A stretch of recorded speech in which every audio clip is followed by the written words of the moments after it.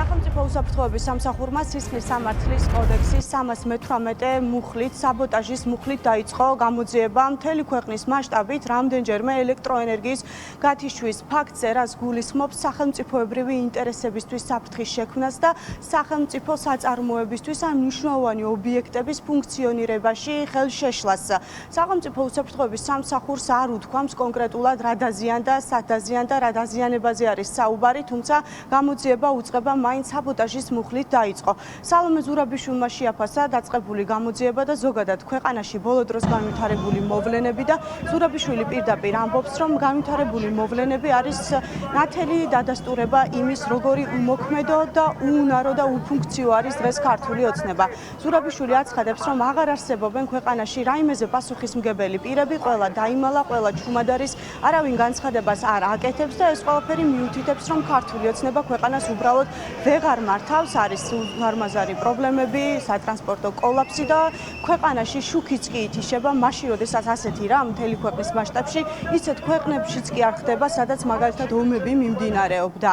სალომე ზურაბიშვილი პირდაპირ ამბობს, რომ ქართული ოცნების დასასრული ძალიან ახლოს არის და საზოგადოება ამისთვის მზად უნდა იყოს. ვერც ქვეყნის მართვას, რაც ყველაზე მნიშვნელოვანი არის, რომ დღეს ჩანს, რომ ვერაფერს ვეღარ აკონტროლებენ.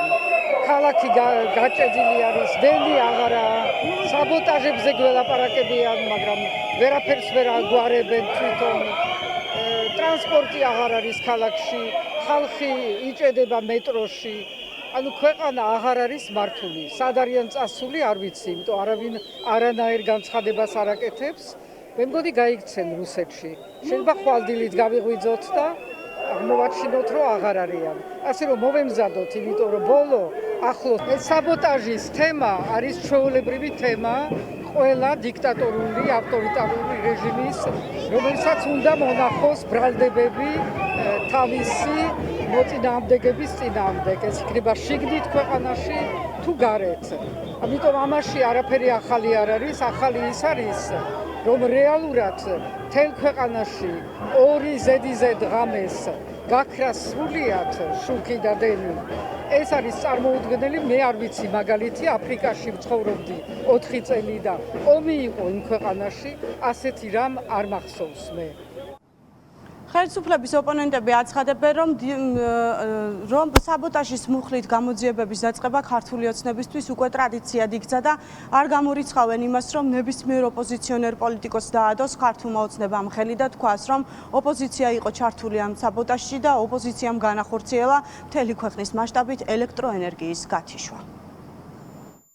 მასთან დაკავშირებით საბოტაჟია თუ არა ეს ყველაფერი, ამაზე სერიოზულ პასუხს ვერ ვიტყვი ნამდვილად. ერთადერთი ფაქტია, რომ დღეს ივანიშვილის პირობებში ქართული ენერგოსისტემა არის მოწყვლადი და სადღაც ერთ წერტილში მცირე დაზიანებით შეიძლება გათიშოს მტერმა თუნდაც ჩვენი ქვეყანა, რაც წარმოუდგენელი სიგიჟეა, რასაც ერთადერთი ამჭირდება კარგი ხელისუფლება, რომ კარგად მართავდეს და არა ასეთი, რომელსაც არ გააჩნია პასუხი, იწყებს სუსი გამოძიება საბოტაჟის რაღაც ეჭვებით და ისეთი მდგომარეობა, რომ ალბათ ისევ ოპოზიციონერ ლიდერებს დააბრალებენ, რომ სადღაც ირაკლი კუპრაძემ ადიგენში როცა იმყოფებოდა რეგიონალურ ტურში, იქედან რაღაც გადაჭრა. ამ რეალობაში, რასაც ახლა ქვია ელექტროსისტემის და ასე ვთქვათ ქვეყნის უსაფრთხოებისთვის საფრთხის შექმნა, ამაზე საბოტაჟის გამოძიებაზე უკვე საზოგადოებას ნდობა არ აქვს. ნდობა არ აქვს, რეალურად აპირებს რამის გამოძიებას და რეალურად იყო რამე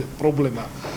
თუ კვლავ ქართული ოცნება ამას გამოიყენებს ან პროპაგანდისთვის, ან ვინმეს დასაჯელად, ვისაც ბრალი არ მიუძღვის ამის გაკეთებას. აქედან გამომდინარე, მთლიანად გაუფასურებულია ამ კუთხით საქმეების გამოძიება, ეს ერთი და მეორე, საერთოდ არ არსებობს ნდობა ქართული ოცნების საგამოძიებო სამსახურების მიმართ და განსაკუთრებით სუსის მიმართ, ვინაიდან სუსისმე გამოძიებული ყველა საქმე არის პოლიტიკურად მოტივირებული და პოლიტიკური ინტერესის მატარებელი და არ გამოვრიცხო, რომ ესეც მათ შორის ერთ-ერთი იყოს. ვინ იყო ამაში დამნაშავე, მაგაში სწორედ გეტყვით, იმიტომ რომ ამას ჭირდება კვალიფიციური და სანდო გამოძიება.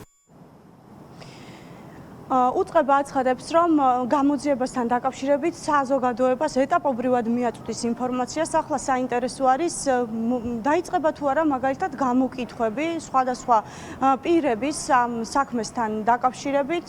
სუსმა გამოძიება მთელი ქვეყნის მასშტაბით ელექტროენერგიის ორჯერ გათიშვის გამო საბოტაჟის მუხლით დაიწყო და ხელისუფლების ოპონენტები აცხადებენ, რომ ქართულ ოცნებას ახლა უბრალოდ ისრების გადატანა სხვაგან უნდა და ამით ცდილობს საზოგადოებას დაარწმუნოს იმაში, თითქოს ისინი მოვლენებს მართავენ.